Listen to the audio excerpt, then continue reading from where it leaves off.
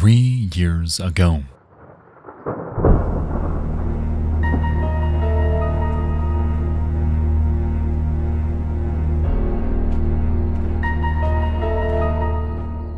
You and I dove into the abyss of the haunted PS1 demo disc. A journey through 9 unsettling worlds, each telling a story. Each subtly uncanny. And each with a lingering feeling that something was off. It was an experience that explored the genre of something called PS1 or low poly horror, and while back then we kept our sights confined to the haunted PS1 demo discs themselves, over the years I've had a stark realization.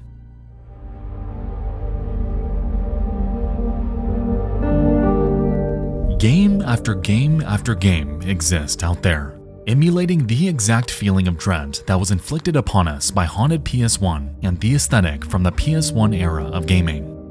Hundreds of independent horror developers have poured their heart and souls into refining a genre that has rapidly become one of my favorites. And that's because, oddly enough, video games with terrible graphics. I'm talking those where you can just make out what it is that you're seeing. The ones where faces look entirely uncanny, where things linger in the distance, and where silence becomes maddening, can induce a feeling of dread that I find unmatched.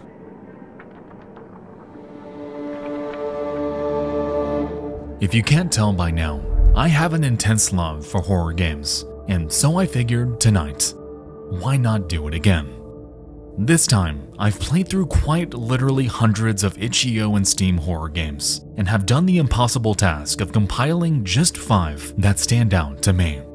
These are games that tell stories entirely horrifying, experiences that'll stick with you long after you finish playing them. Grab that candy bowl, shut off those lights, and get cozy, because this Halloween, you and I are returning to the abyss. Welcome, my friends, to the underworld of low poly horror.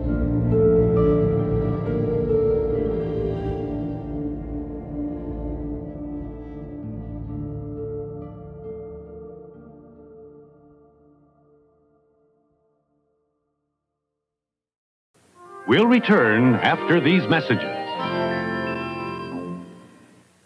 Alright guys, before we continue, I'd like to talk about tonight's video sponsor, ZocDoc. Okay, so we've all been there, coming across a sudden ache or pain and doing that dreaded Google search only to find out that we're gonna die within 3 months. Okay, maybe that was an exaggeration, but you get what I mean. That late night doomscroll is never fun, which is exactly why I wanted to share with you guys the magic of tonight's video sponsor, ZocDoc. ZocDoc is a free website where you can search and compare high-quality, in-network doctors, choose the right one for your needs, and click to instantly book an appointment.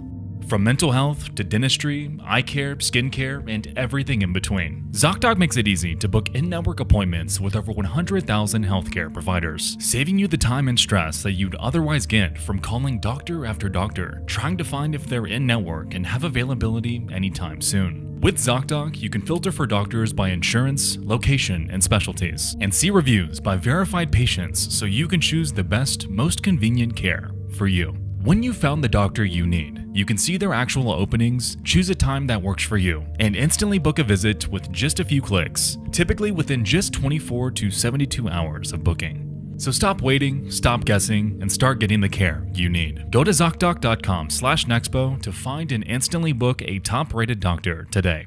Thank you so much to ZocDoc for sponsoring tonight's video. Now let's get to it.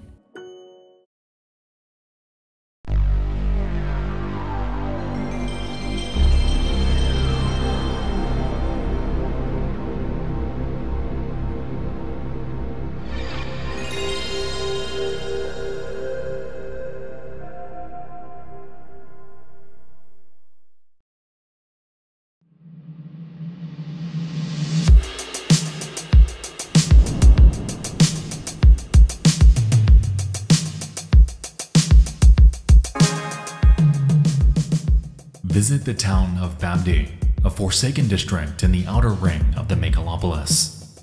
Meet its inhabitants and discover how to escape.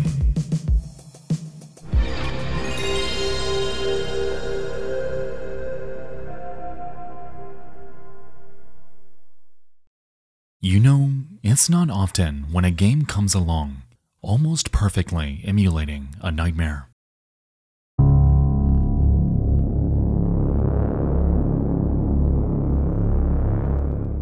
Tonight, I'd like to start us off with a game that isn't quite horror.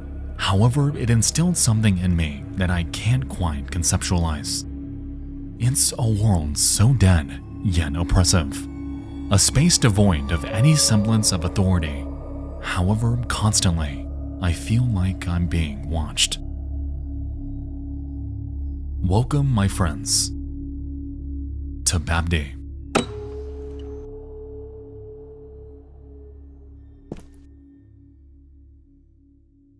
We begin our journey in complete silence. We're given no context, no backstory. All we know is that we're nothing but a tiny cog in a much larger machine. Immediately, we approach a man who stares at us blankly. His living situation? Barren. All he has is a table, a chair, a mattress, and a bat.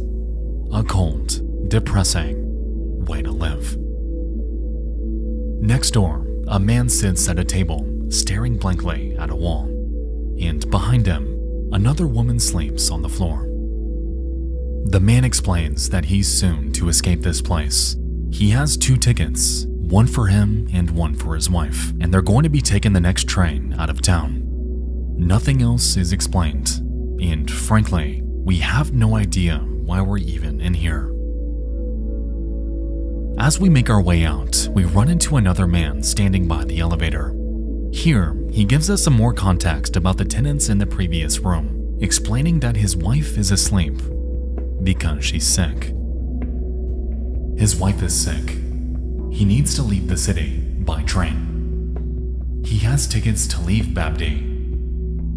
Lucky him. Now, I found this interaction interesting because it sets the tone for what we're about to experience. We have already witnessed these tenants living a dismal life, and for this man to claim that he's lucky that his wife is sick because it means that they get to leave. Where even are we? How bad truly is it? After making our way down the elevator and down the path to the city, we happen across a dog playing with no one. A couple pierces the silence with an argument, and an elderly woman desperately inches her way home.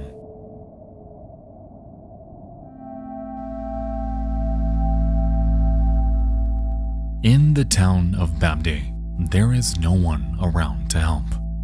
Nobody cares that this woman is lugging 2 bags up hundreds of stairs. Simple acts of kindness seemingly do not happen here at all. Everyone is out for themselves, and it gives rise to a depressing, bleak, intense atmosphere. Even if we wanted to, there's no option to help her. And so she simply exists here, trapped within this virtual dystopia. Forever. This theme carries on throughout every facet of Babdi, and we quickly learn that this city was designed this way on purpose. It's a brutalist megastructure intended to make you feel minuscule, to make you stay put. It is the virtual embodiment of oppression, because you could never make a difference within Babdi if you tried. Again, we're nothing but a cog in a machine. A prisoner that can never leave. After poking around and finding our way through downtown, we happen upon a restaurant with a man named Coach Timmy sitting in the dark alone. He explains that the only way out of town is by train, and through the door sitting right across from him, we finally spot our goal. looming over the town's canal, adjacent to a massive dam, sits the ticket office. And of course, there's no easy route up there. There are things we're missing, items we need to find to get there. And so, with the finish line in mind, we're left with no other option but to head back in to navigate the labyrinthian corridors that await us.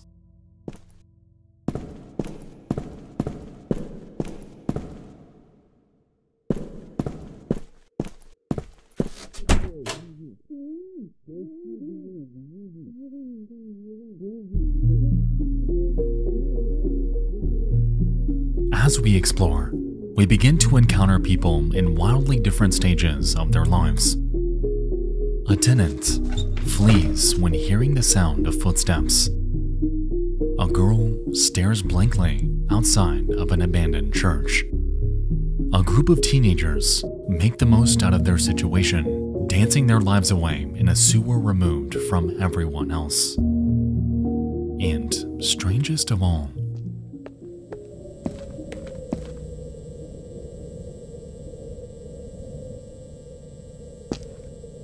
someone's watching us.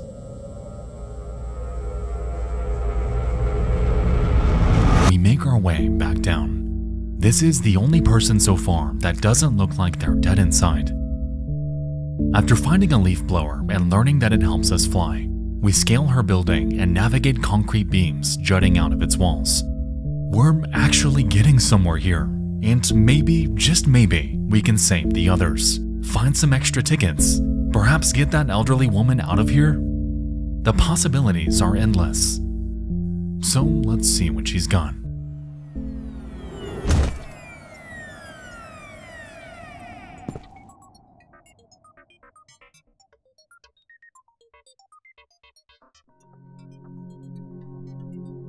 This person, these people aren't real. They're dolls, giving off the facade that Babdi may have residents that aren't completely dead inside. It's ironic that the one person that I thought would help me is quite literally lifeless. But not only that, their faces are different. AI different. Now, this made me think about the entire experience that I've had so far. All throughout Babdi, I've seen signs displaying text entirely nonsensical. It's almost like AI-generated slop, forming an amalgamation of what it believes to be coherent thought. And this, on top of the fact that nothing about the architecture here makes any sort of sense, with winding pathways leading nowhere, windows that meet concrete walls, corridors with not a single room to enter. This AI-generated nonsense, I think that's the entire point here. Babdi exists in a world so devoid of humanity that whoever constructed it was so focused on expansion, on building up and outward at as rapid of a pace as they could, that they didn't care if anything made sense. Those who planned this likely don't even live here, and the end result is a population so far removed from the arts, from entertainment, from kindness and the little aspects that all add up to make us who we are, human beings, then all we're left with are the gray-washed corridors of depression. Nobody is around to help, and even when you can barely walk, nobody cares to try.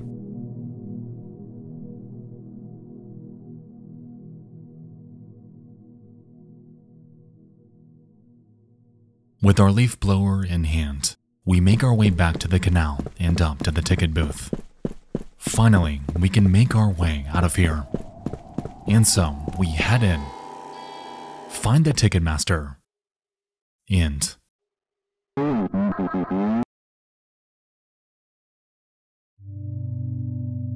no more tickets.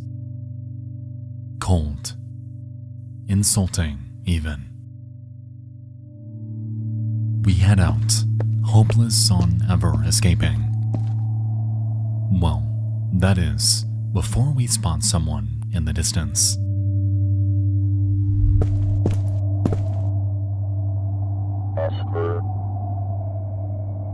The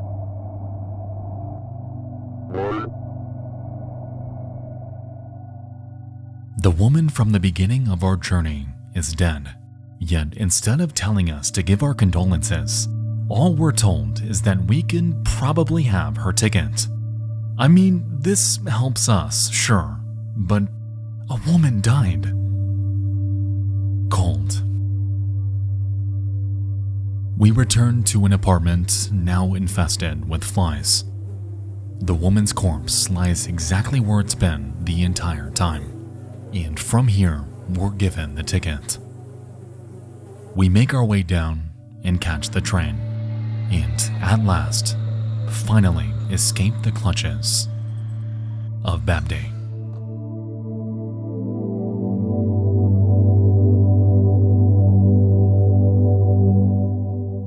I won't lie, I was not expecting anything like the experience that I got with Babdi. If anything, I was anticipating a liminal platformer, yet what I got was a glimpse into a world so helpless, so dead, that from the second I was dropped into it, I was already ready to leave. Babdi explores the idea of living without any sense of humanity, and journeying through it drives home the fact that nobody in this world cares about anything.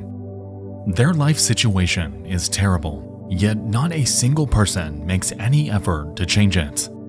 These are people that have been beaten down year after year, trapped in a megastructure that forever wants them to stay there. I truly don't think that I have ever played a game quite like Babdi, and especially not one that comes out of the gate swinging so quickly. This is an experience that I highly recommend for all of you to try. There are so many little interactions, so many people living out their lives in melancholy, and the glimpses we get into their routines, or lack thereof, really sticks with you for longer than you'd think.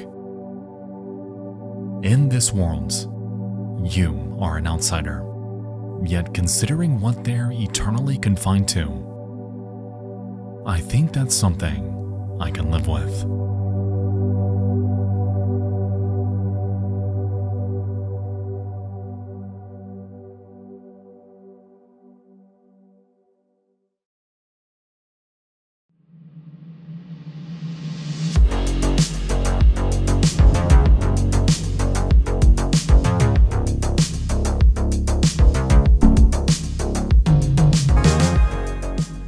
Your new job takes you to the bottom of a giant pit, where the only thing to keep you company is an old one-way fax machine.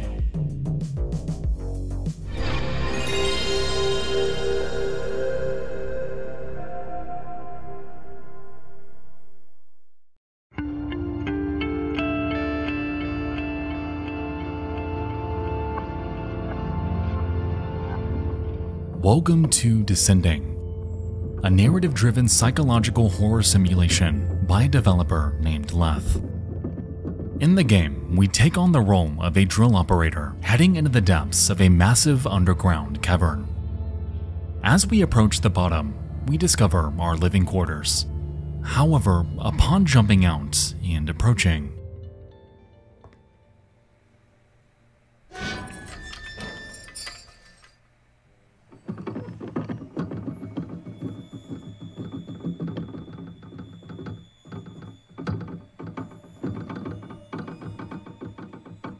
there's no way up.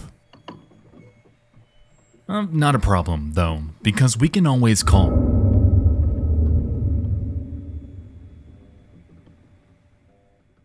Straight out of the gate, Descending sets the tone of isolation masterfully.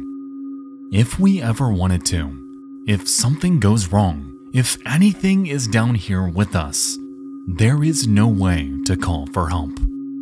In this world, we're stranded, and all we can do at this point?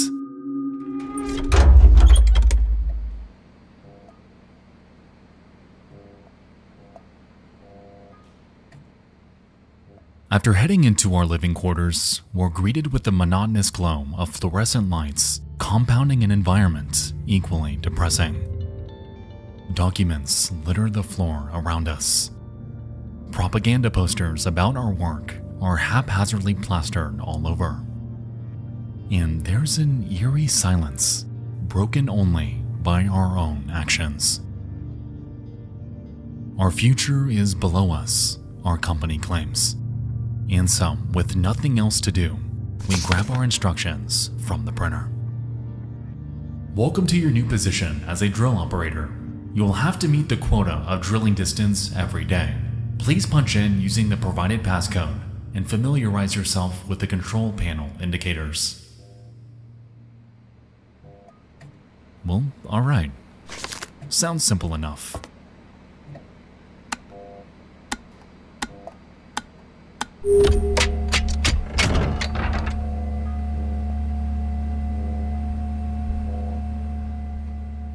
We begin to drill, rapidly meeting our daily quota. We'll soon find that it won't always be like this, though, as the next document informs us that this was merely training.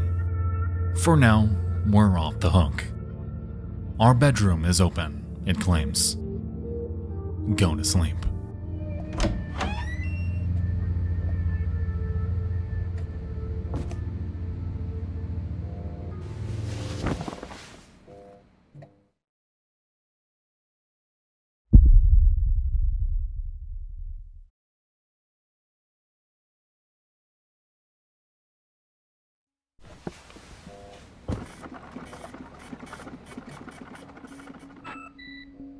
On day 2, we awaken to the sound of printing. This time, the guide informs us that gas storms are common in this line of work, and we're to keep the entrance sealed at all times.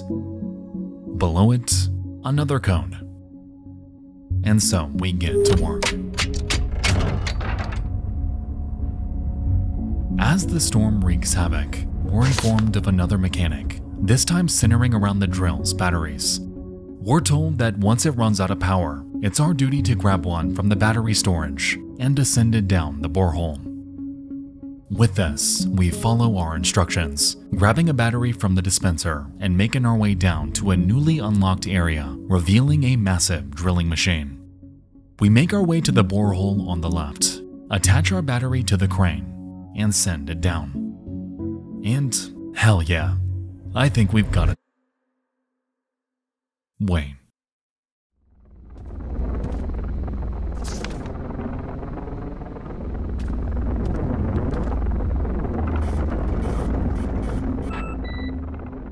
Note 2. The numbers on the indicators sometimes feel made up. I know I wasn't the first operator here, but somehow both drills display a depth like they only just started. Not that it matters much. Must do what I'm told. Who wrote this? And why was it hidden on the back wall? Regardless, though, they do have a point. For such an established operation, starting our work at only 168 meters below our current position is a bit shallow? As we've seen, this drill hauls ass, and there were God knows how many people working here before us. Either they were drilling painfully slowly, or something else is going on here. How in the world does this make sense?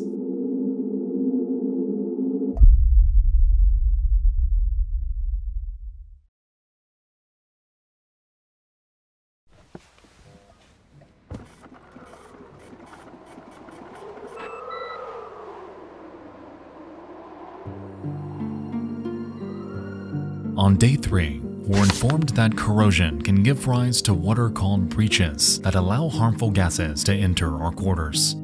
With this, on top of refilling batteries and ensuring that we're reaching the correct depth, we're left to patch up the place, lest we face a sudden death. Throughout this workday and the next, not much of note seems to happen. We're introduced to temperature and RPM mechanics that we need to keep stable, and are informed that when the drill stalls, we're to manually restart it. Overall, though, the work is very doable. Every day, we're given feedback for our job, all the while being reminded that what we're doing is good for our nation.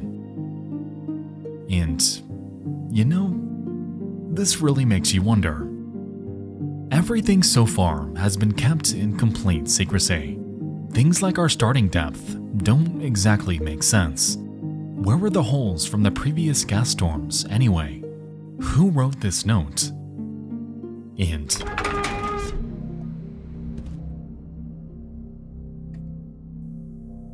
what is this?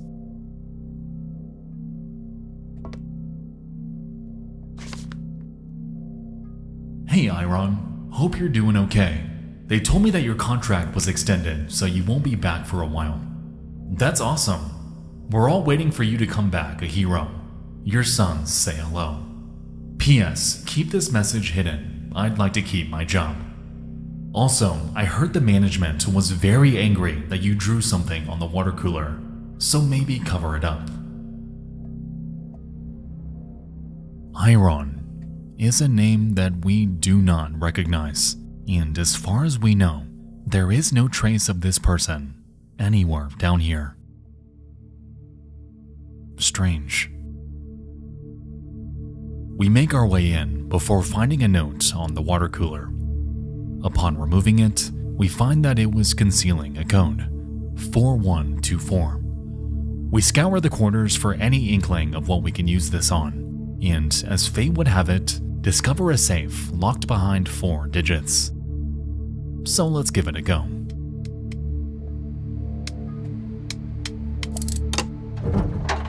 And bam, 3 more notes from Iron. I managed to pull some blank paper out of the fax machine. It gets very lonely down here, so I figured I'd keep a little diary. I'm Iron. I've been working here for a little while. I hope I find the deposit very soon, because the shifts are really starting to drag. I keep thinking about the war. I was outside during a storm today and inhaled some of the gas. I was vomiting for hours afterwards. How can this be right? To do this to someone else? The left drill is slowing down more and more each day. I don't think it's got much more juice in it. What'll happen if it stops? They've gotta send someone down here to replace it, right? I can't wait to see some human faces after being here for so long. Maybe they'll pass along a letter for me. While these might not seem like much, these notes raise some serious questions. Iron claims to have been working here for a while. Reportedly, it was so long that he began longing for something as simple as seeing another human's face. Yet during all of that time, he only managed to drill to 168 meters below surface. It doesn't add up. Moreover, he claims that these so-called gas storms are somehow done to someone else. And I don't know about you, but to me, it seems like these might not be the natural byproducts of drilling, after all. He seems to know something we don't, because why would he say it like this? Where are you, Iron?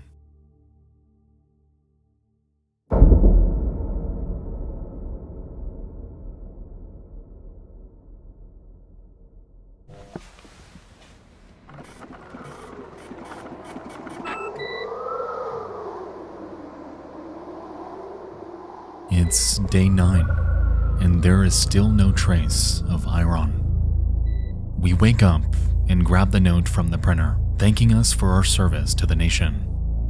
As it stands, there are no further instructions, and all we're left to do is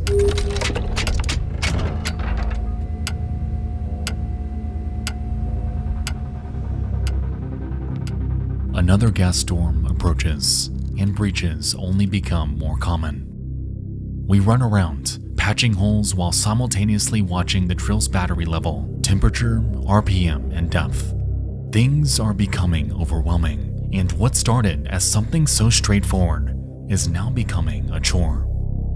Nevertheless, we press onward, serving our duty to someone who we as a player have never even seen.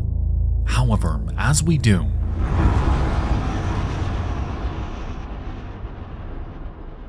something goes wrong.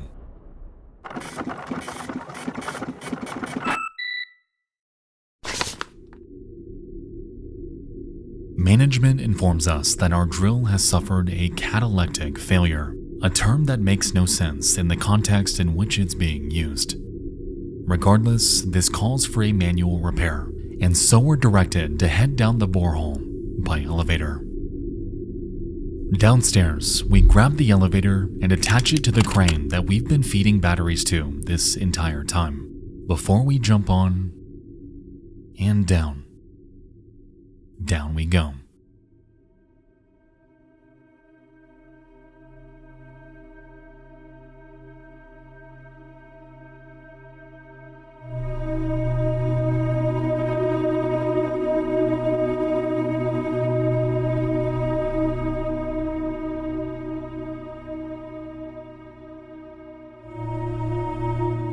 Now, hang on a second. There are lights in the borehole. Nobody's been down here, though.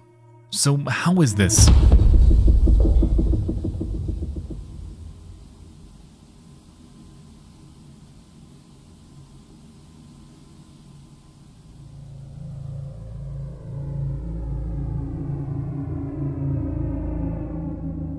On the floor in front of us, a man lies, dead. Electrical nodes hooked up to their back like a bad science experiment. To his left, batteries containing food and a shovel. My name is Iron Jaskell. They tricked me. There was no drill. I have to dig to earn food. I pass out and get electrocuted back awake. My head is exploding. I can't die. You did this to me. And now they've got you. Like the beginning of this journey, our only way back is gone. And all we're left with now is one final task.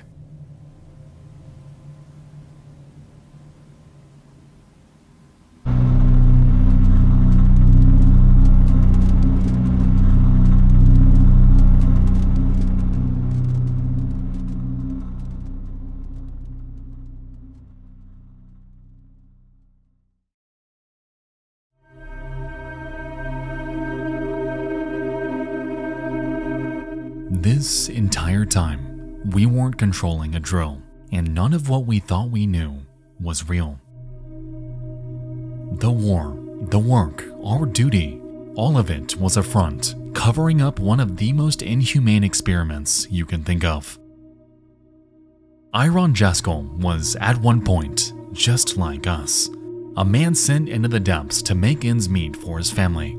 Someone seen as a hero, taken the work that no one else will. Yet for the entirety of his time down here, he too was unknowingly torturing the victim that came before him. The RPMs, temperature, and speed that we were monitoring and manipulating weren't aspects of drilling dynamics. We were, in reality, manipulating Iron's heart rate to prevent him from going into cardiac arrest. Adjusting the temperature of his cell from a range of 77 to 113 degrees Fahrenheit, and feeding him food concealed inside batteries simply to keep him alive. This is why the drill would slow itself over time. This is why our depth started so close to surface. This man was digging his life away, sending his body to the brink of death over and over and over until it finally gave out.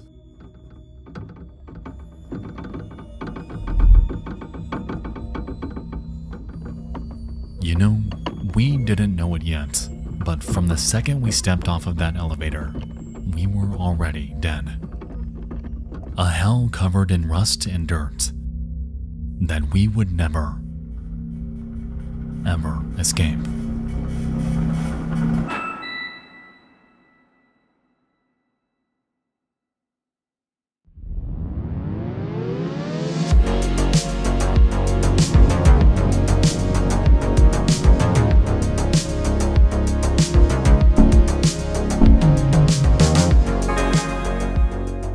A short horror game about a monumental computer designed for imitating eternal torment.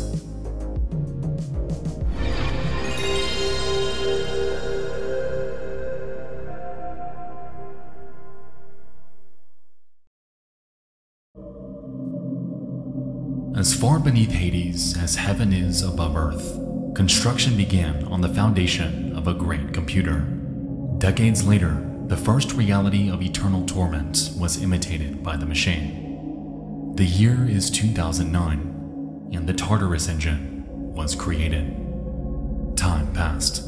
To prevent workers from exploiting the machine for their personal gain, multiple protective measures were set in place. 4 technicians devise a plan and execute it into the night.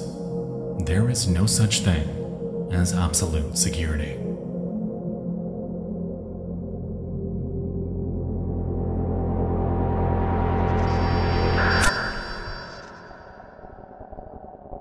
Welcome, my friends, to Tartarus Engine, a horror experience crafted by Mike Klubnika, the creator of Buckshot Roulette. Here, we take the role of a technician named Harper, who, joined by 2 friends, is on the precipice of harnessing a highly intrusive technology. You see, in their world, a machine was created, something so sophisticated, so powerful, that it can replicate the very fabric of reality itself. 1 second in real life, years inside the Tartarus engine. It's an unimaginable concept that carries consequences equally unknowable.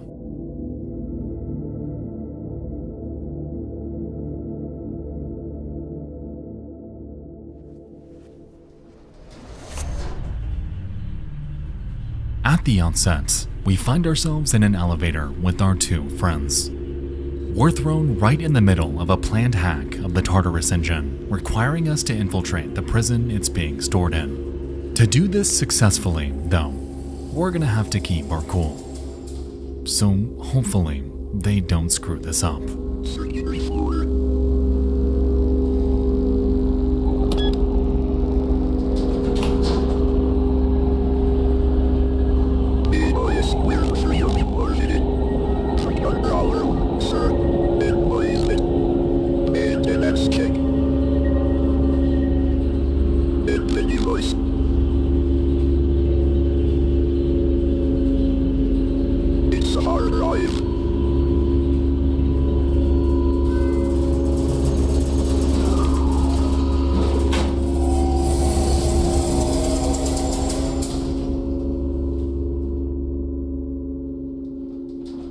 God damn it, Ethan. Hard drive? For real?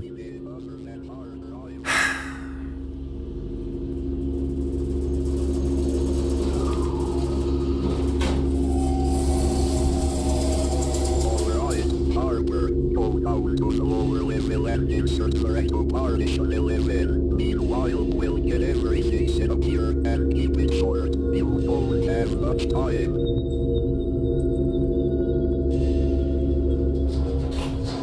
After the 2 depart, we're left with the replacement server rack.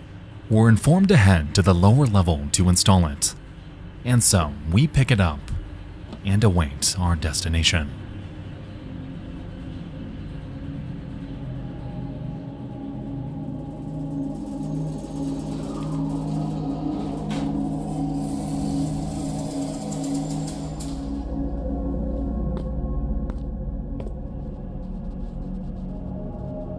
Considering how long we were heading down, it's safe to assume that this room, while relatively small, is likely one of hundreds just like it.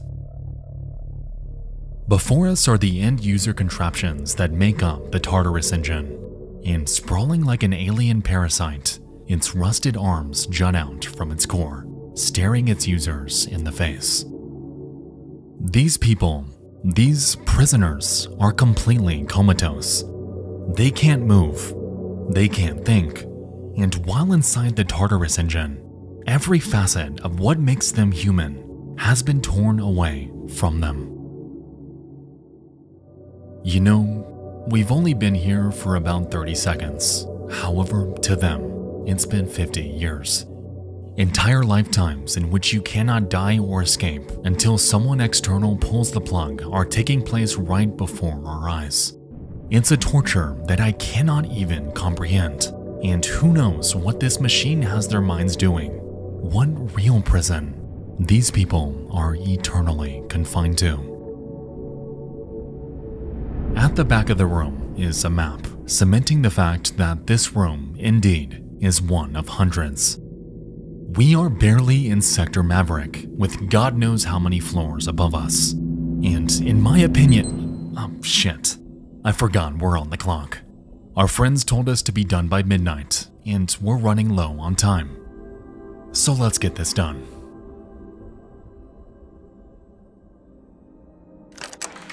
After heading into the next room, we happen upon a rail car that leads to the maintenance area. And so we activate it and set off. Partition 11, here we come.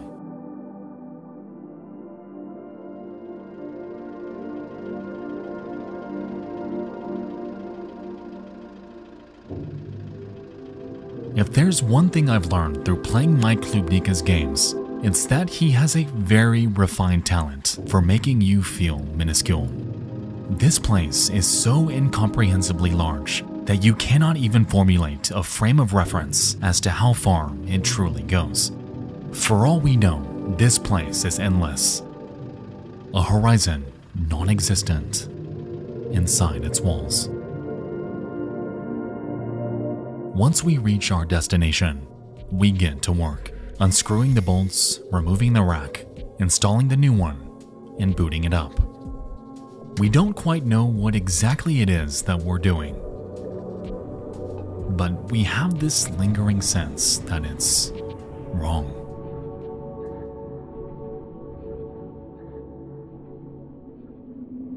No matter, after finishing up our portion of the job, we find our way back to the elevator. It's about that time, so let's see how things are going upstairs.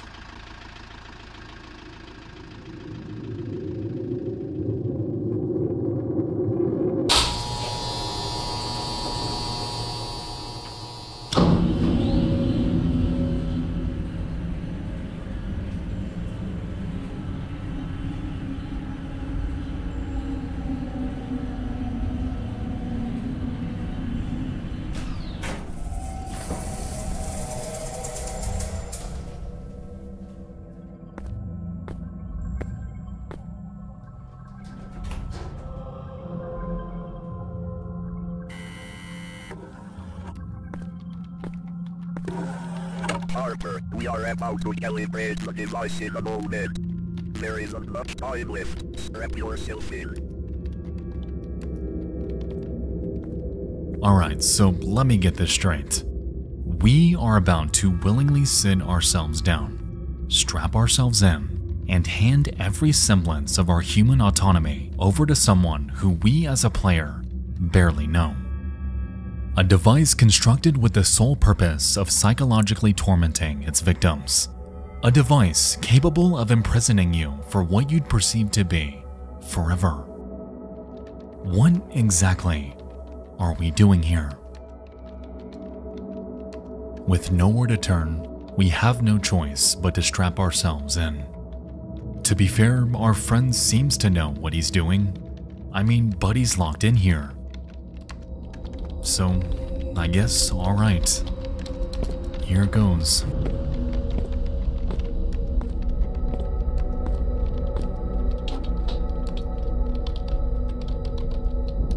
I've almost got everything set up. Which preset are you running? The one where you peel potatoes? Splendid. Don't worry, it's just for a moment. I'll pull you out as soon as I get nominal ready. Alright, see you in a bit.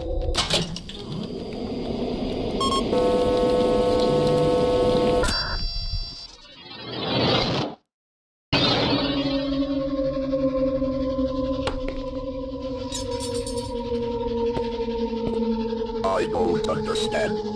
They managed to translate the nature of consciousness into mathematics and recreate it in a digital interface, yet they use it for this.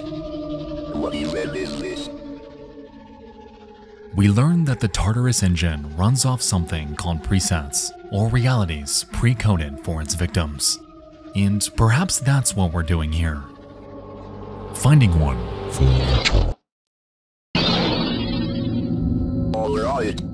image clear? Yes, the image is clear. Good, I'm setting up the cascade preset now. Warping in 30 seconds.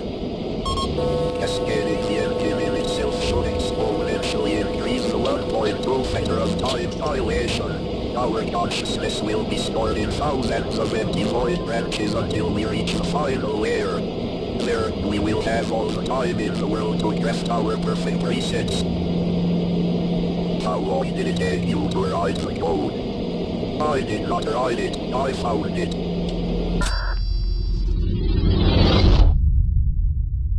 Our friend didn't write the code that he now has all three of us locked into.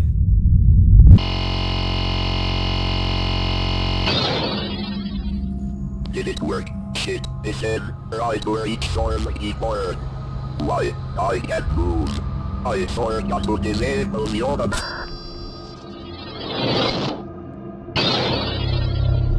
It's spelling us out. It's spelling us out layer by layer. What the hell did you...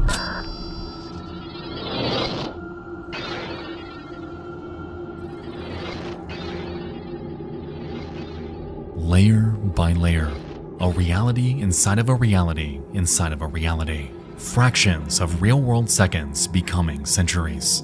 And by the time anyone finds us, we'll have effectively lived hundreds of lifetimes over, with no hope for recovery.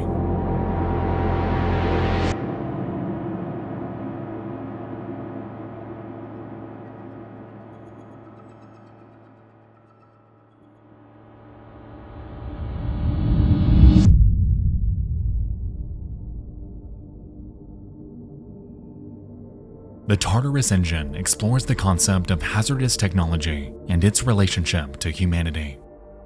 If you created a machine so sophisticated, so refined, that it could recreate the very idea of reality itself, how would you use it? Is it wrong to use it for what one perceives to be good? To harness its power to create a life so blissful that it becomes somewhat of a new age drug? Because from the outset, that's all we set out to do. To escape from the hell that humanity had found itself in, only to wind up in a hell much worse. Blindly trusting our idiot friend is what got us here. He fed us a promise predicated on a lie, and as a result, we're to remain here forever warping, falling deeper and deeper into the depths of time. And just like the others, we too have become prisoners. A fate worse than death that we will never perceive to escape.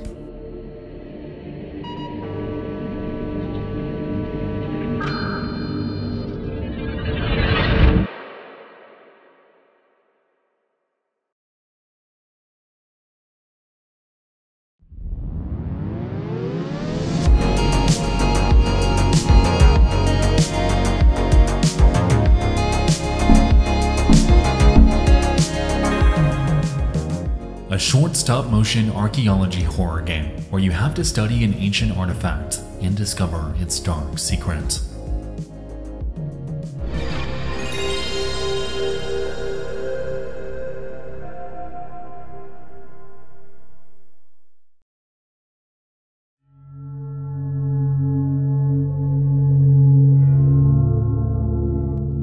The Children of Clay is a game created by a developer named Balaz Ronyai. And while it's a relatively short experience, the tension they've built is unlike anything that I have ever experienced. In the game, we take the role of an esteemed archaeologist who's gearing up to analyze an ancient artifact given to him by an old friend.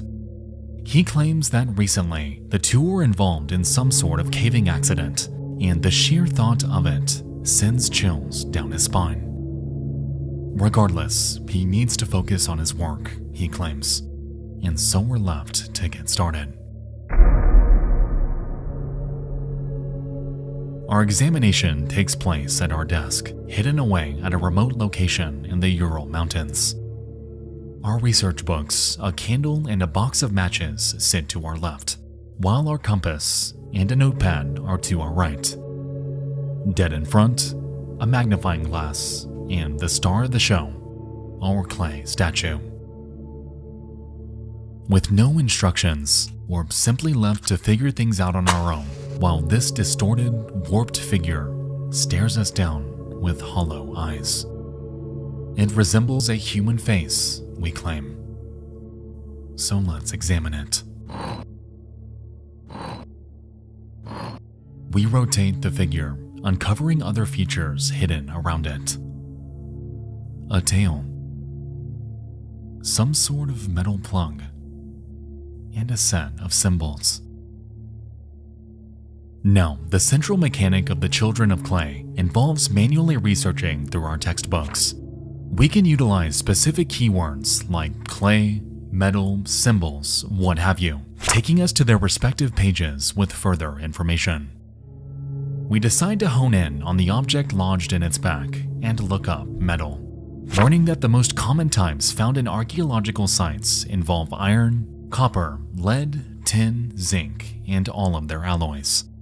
Out of all of them, though, iron is the only one that's magnetic, and so we use our compass sitting next to the statue to find that it indeed reacts to it. Upon looking up iron, we find that something called cold iron is the specific type with a storied history in mythology and folklore, and further, it's believed to repel, contain, or harm ghosts, fairies, witches, and other malevolent supernatural creatures, leading to various superstitions centuries ago. Alright, I don't know about you, but after reading this, something tells me that this examination isn't the best idea. This thing looks so intensely haunting. It's who knows how many years old, and there's something very off about it. I'm probably reading too much into it. As we can recall, we jotted down the symbols that were uncovered on its side, and upon looking them up, we're given a translation table to decode them. These characters read left to right and translate to this. Letter 1, U. Letter 2, R. 3D, 4U, 5N, and 6G. Erdung is a shape-shifting, demonic creature from early Hungarian paganism. In pre-Christian beliefs, it ruled the lower world and helped God in creating the earth. After Christianization, it was identified with the devil. One of the oldest Erdung myths is recorded on the Ugra tablet, found in the Ural Mountains. This sculpture isn't just any other clay statue. It's associated with the devil. It has cold iron lodged into it, and it seems to be concealing some sort of unknown evil. At this point, it's clear that we're in for much more than we bargained for, and while nothing about our physical environment has changed, there's this lingering tension in the air, ever growing. We look up information about the Ugra tablet and are informed of a legend about a star that once fell to Earth. Upon impact, 7 inhuman children crawled out of it, before inflicting absolute misfortune upon humankind. Oddly, only 6 out of the 7 children were ever depicted on the tablet itself. However, many believed that the 7th might have been a being called Mamush. Going deeper, we inquire about this mysterious 7th offspring, and are told that it's an invisible creature with no defined description. It's something that defies every convention of logic, leading many to believe that it might be the spiritual embodiment of one's deepest fears, themselves. Put off by this revelation, we decide to put the book away. And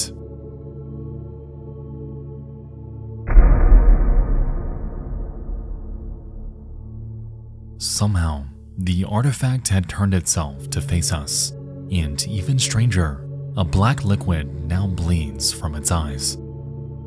At this point, we have no idea how this happened, and as we analyze the changes around it, we realize that the metal object has come loose. We decide to pull it out.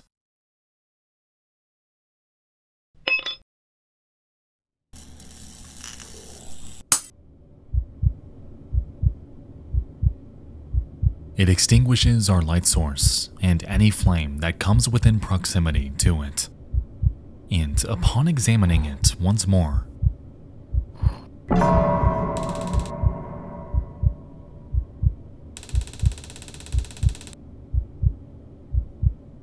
worried that someone is messing with us, we grab our candle to check our office.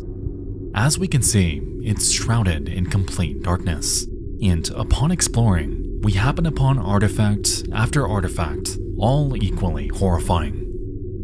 We make our way to our back shelf and realize that a black liquid is splattered across the wall. With this, the desperate sound of labored breaths echo from the room's corner. Something is in here, and we have no idea who or what it is. We turn.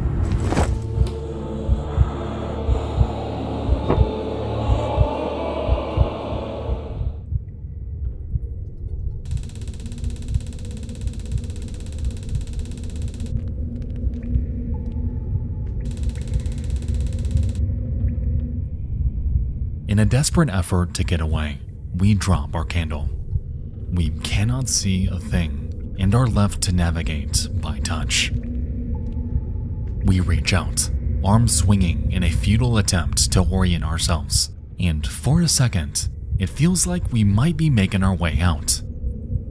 Well, that is, until we find a wall, just feet away, on every side of us.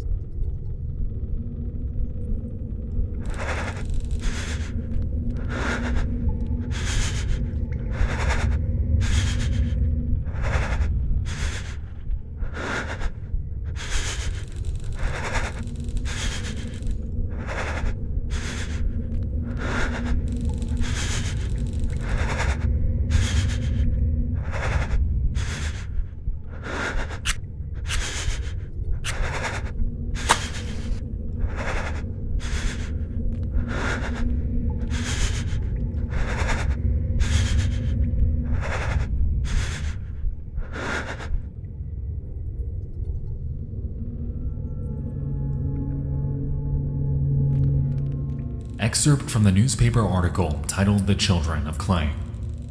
Just a few months after the disappearance of the esteemed archaeologist and the incident involving a broken artifact, the team working on the remote site in the Urals has made an astonishing discovery. A previously unknown underground chamber containing a dozen similar small clay figures has been discovered. They are already in contact with several universities across the globe to further study them.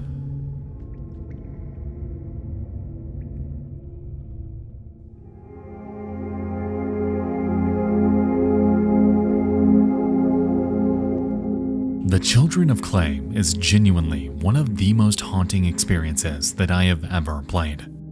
It's a game with immensely simple mechanics, yet that's all it needs.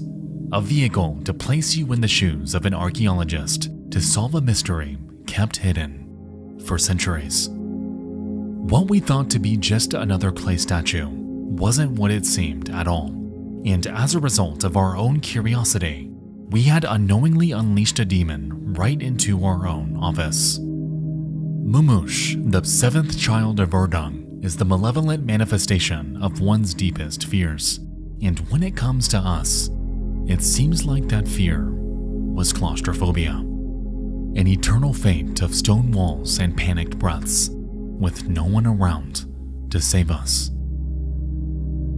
To me, this is a special kind of hell, because not only were we confined, but our eyesight, the very basis of how we can orient ourselves as human beings, was effectively ripped from us. All we had was one single match, just seconds of light that we would never see again.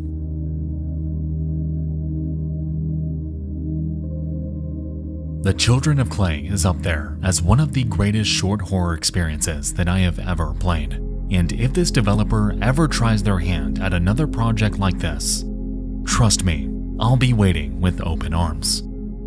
Please, please play this game and experience its atmosphere. I can promise you, you will not regret it.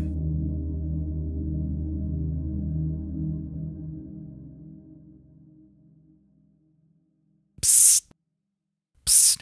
Hey, we're good. Hey, it's just me. Before we get to this last chapter, I wanted to first off say happy Halloween. As you guys can tell, we've gone through so many incredible indie horror games tonight, and there's one more right after this that I cannot wait to show you. But before we get to that though, I wanted to share with you guys the fact that we officially have merch again. At shop.nexpo.tv, we've launched a long sleeve graphic tee and an incredible poster that glows in the freaking dark. This drop has gone live today and will only last until November 24th, so if you like the designs, get them while you can. I will say they are so incredibly comfortable, and the poster looks absolutely amazing. With that said, check it out, shop.nexpo.tv. And without further ado, let's see what final game we've got.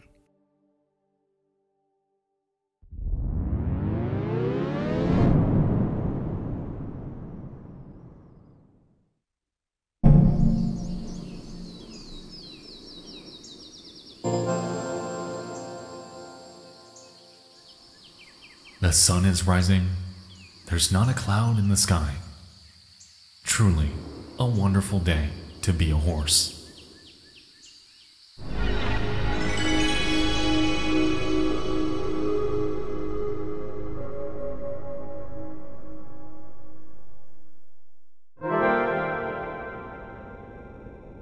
Oh yeah, I forgot to mention.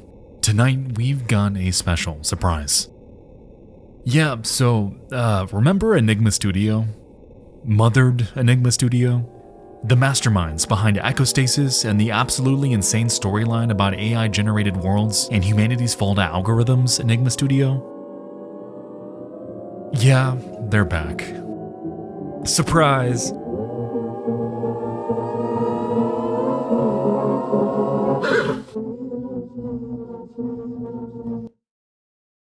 This, my friends, is Tolt, a game about, well, being a horse, of course.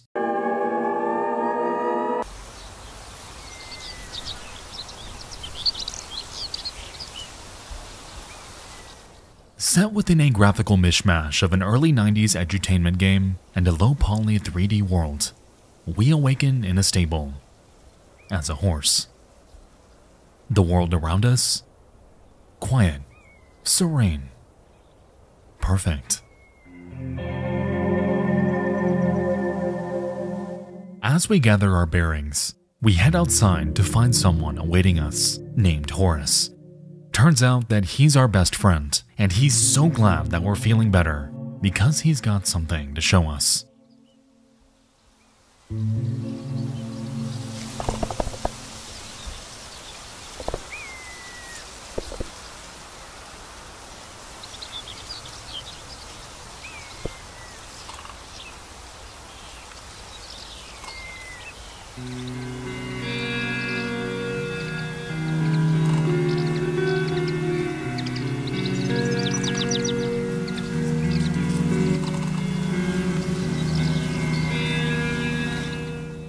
And, well, I'll be.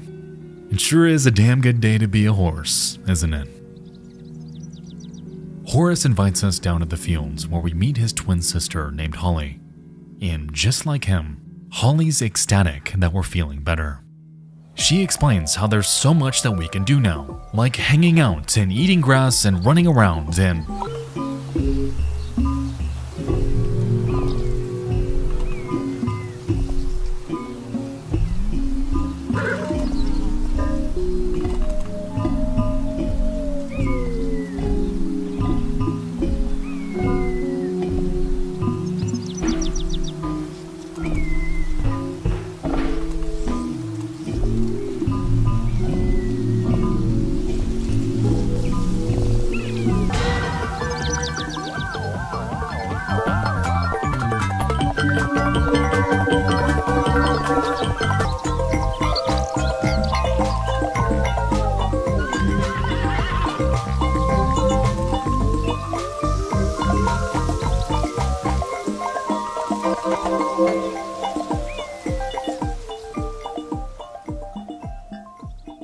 You know, there's this weird, lingering undertone that some things happen to us.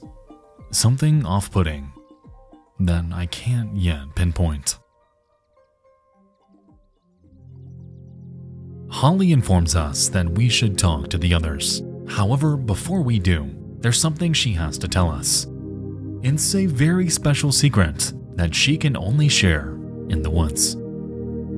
Upon heading over, she invites us to meet her behind the pub tonight, because there's supposedly something strange going on in town. The humans across the bridge are up to something weird, and just like the rebellious horses we are, we're going to be sticking our noses where they don't belong. After this interaction, we head to the field and meet up with our various horse friends, all equally charming. They all have their own issues, their own lives, and share their backstories while harping on about how great it is to live such an easygoing and laid-back life.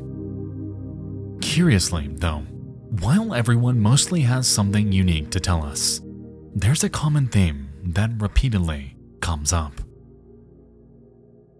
It's the humans. Never are we to interact with the humans. Now, within the world of Tolt, there's something off with the town just across the bridge.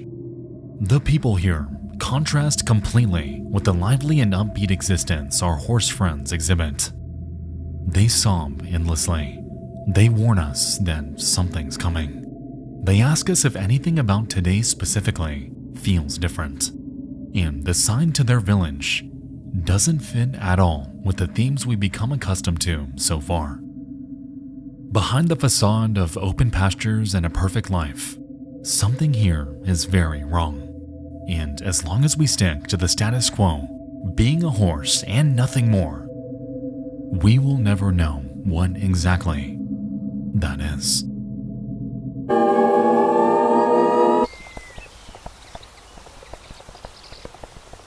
Later that day, we find Horace and Holly standing by the bridge. And upon talking to them, they invite us to go check out the apple factory on the hill. When we arrive, they explain to us that they visit this place every day and that inexplicable noises emanate from it. Bizarrely, Holly claims that it sounds like heaven and that a similar phenomenon takes place at the Humans University in town. For some reason, though, the sounds aren't happening today.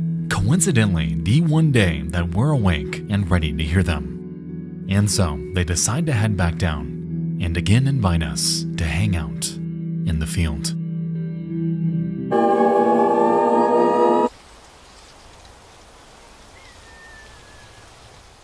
It's dusk, and everyone is gone. Horace and another friend named Tony are just as confused as we. Tony invites us to hang out back at his house, and it sounds tempting. However, as we can recall, we had other plans with Holly. We head to town and find it engulfed in an uncanny ambience. Everything about this side of the bridge just feels wrong.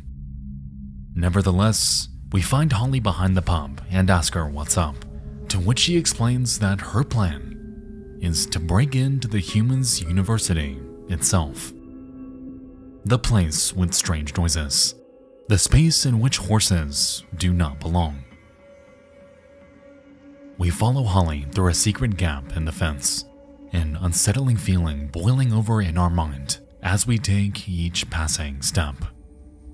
No matter, the longer we take, the more trouble we might find ourselves in. And so we press onward. Until...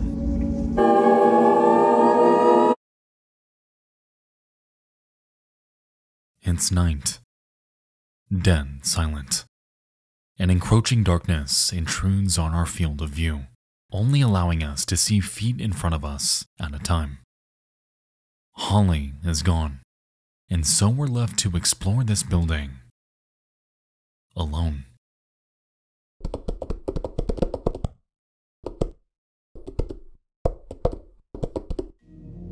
Upon heading in, we find not a single soul around.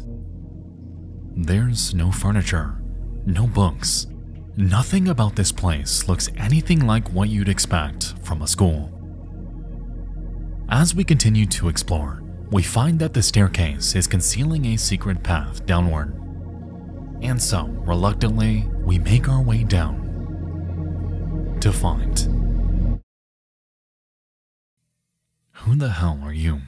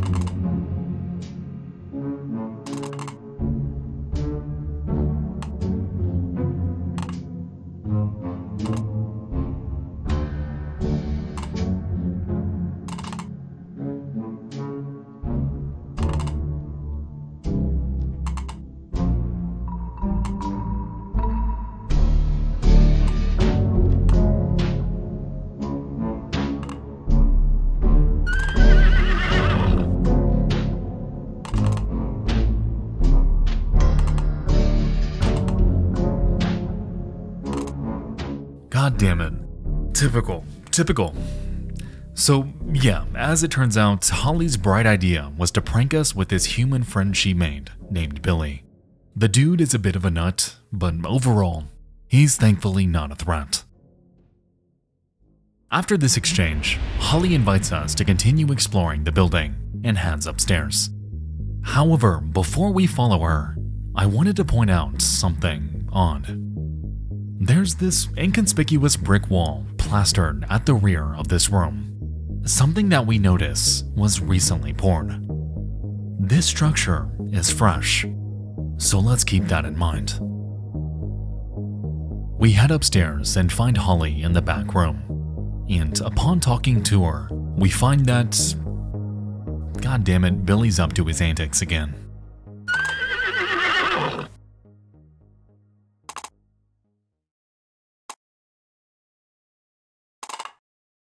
Or at least, we thought.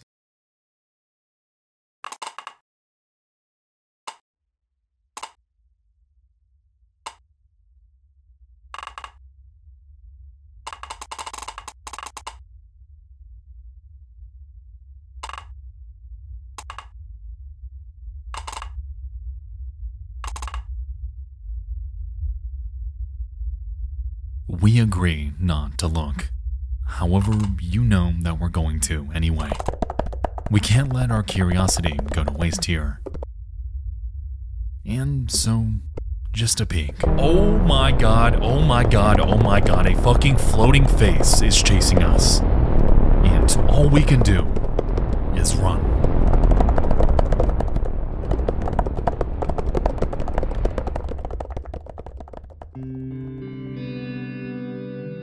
Upon getting away, Holly confides in us about how incredible that adventure we just had was. She thanks us for joining her before deciding that we should call it a night. Thereafter, we walk together up to our stable and bid our farewells, officially bringing us to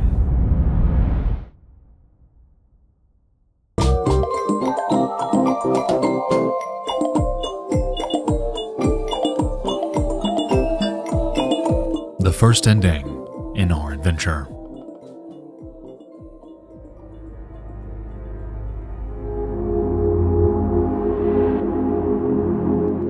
Alright, so let's do a quick recap here. So, in Tolt, we play as a horse in a strangely perfect virtual utopia. We have everything we could ever need, and everyone simply goes along with it. Holly is the only other horse in this game that expresses any interest in finding out more about the humans, and seems to regularly rebel against the status quo. The university seems to harbor more than it's letting on, as a hidden room awaits in its basement. Furthermore, a freshly poured cement wall can be found by nightfall, and after poking around for just too long, A massive head seems to chase us out. As it stands, it looks like nothing else within the world of Tolt, implying that there's something we're not seeing. This adventure with Holly wasn't just hijinks. We were definitely onto something. It's just, we were just a bit too late.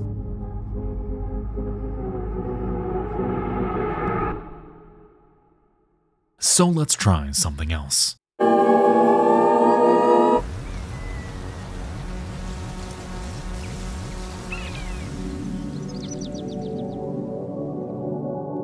It's morning, and we've made our way to the university.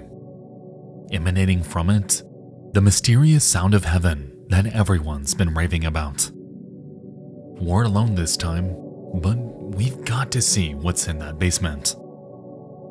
We head towards the back of the building, and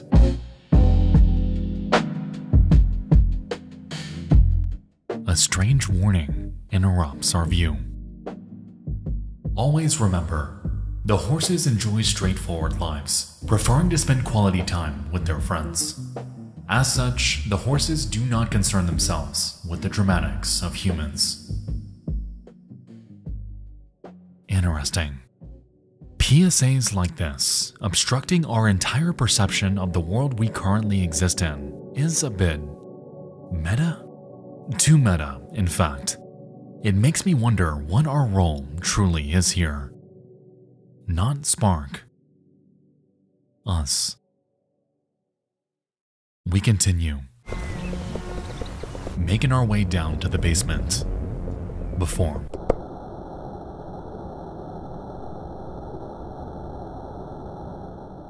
Caution. This software was designed with specifically intended user behavior in mind. Deviation from intended behavior is inadvised. As it seems, there's some sort of external entity monitoring us, and considering the other works from Enigma Studios, like the virtual reality hell created within their game Ecostasis, or the digital demon controlling your life in Mothered, it becomes clear that this experience isn't about just being a horse. Beyond this door, something malevolent awaits. And, well, we've come this far. We can't stop now.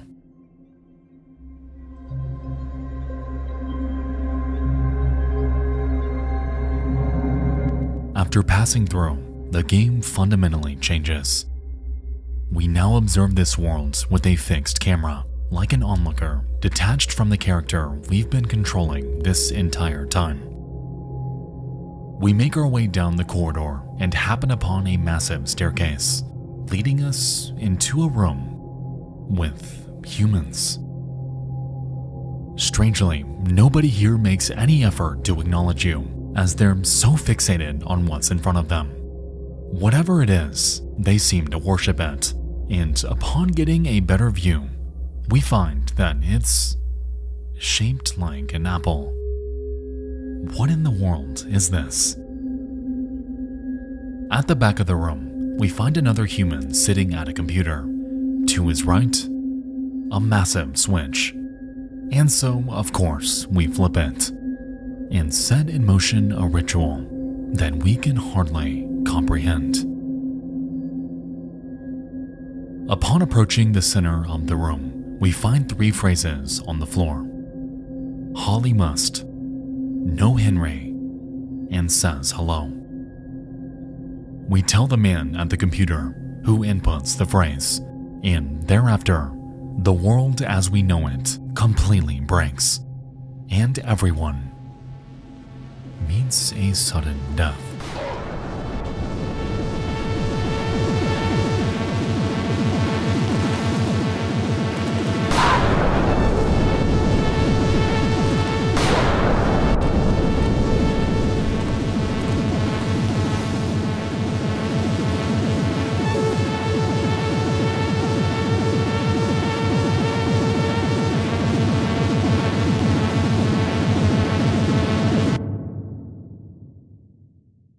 Holly must know that Henry says hello.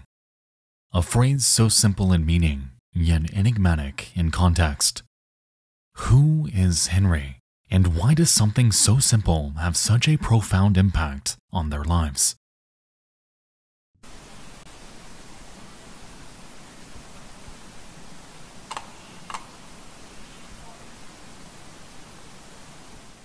We're asked a series of questions, all introspective in their intention. We're asked if we're happy, if we long for something more, what the meaning of life truly is.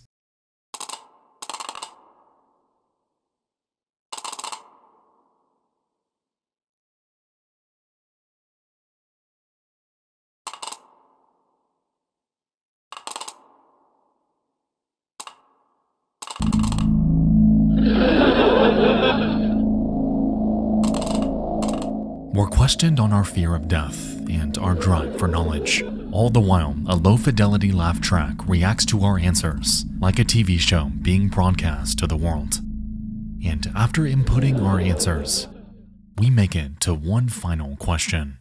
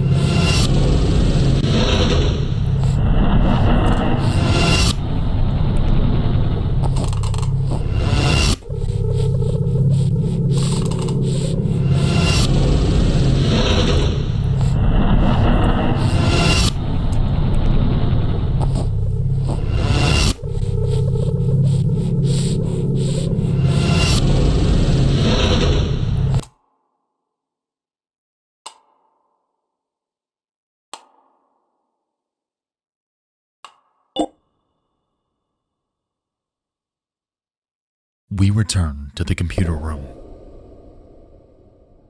Holly must know that Henry says hello.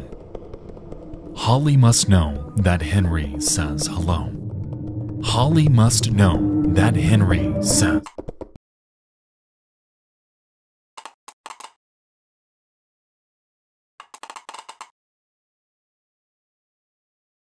Like a bad dream, we awaken in the field. And just like the very beginning of this adventure, Holly awaits us, eager for the day ahead. Yet something is wrong.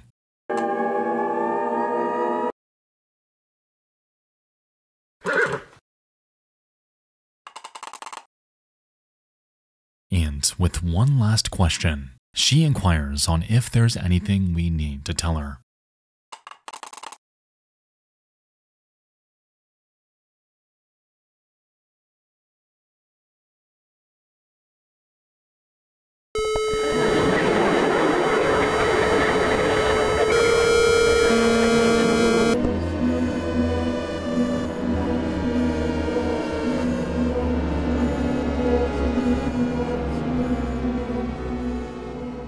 At last, my friends, the adventure of Tolt draws to an end.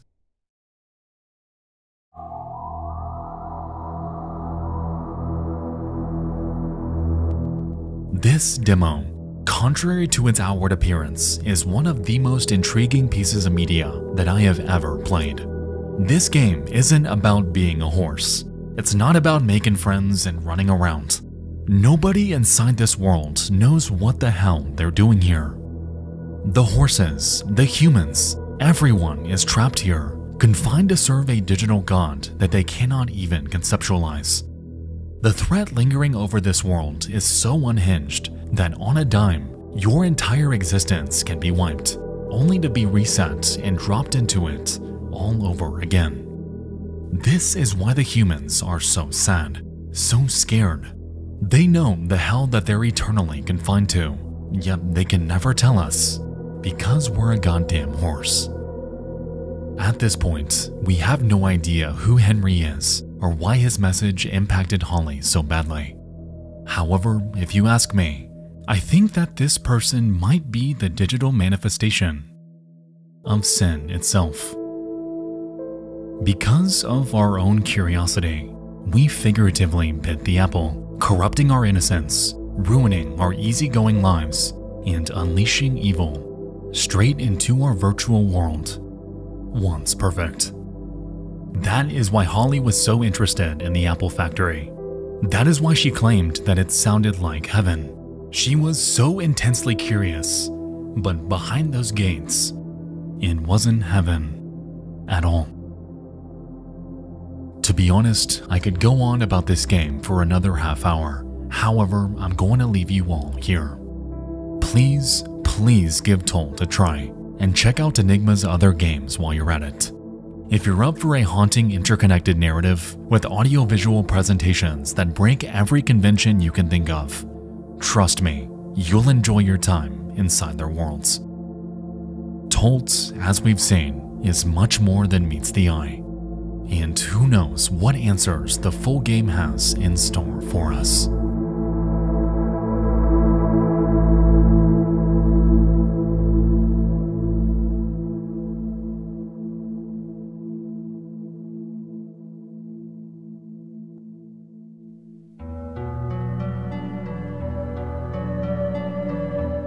As you can see, the world of indie horror games is immensely vast and chock full of experiences, all unique in their own way.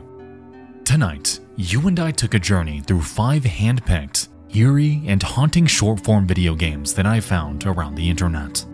This video, much like the haunted PS1 upload, was an absolute blast to make, and I hope that tonight there was at least one game that creeped you out as much as it did me. In the description, every game and developer we've talked about tonight will be linked in the paste bin, so if you're interested in checking out more of their work, they await you with open arms. With that said, I'll be here playing pool. Until next time, my friends, happy Halloween.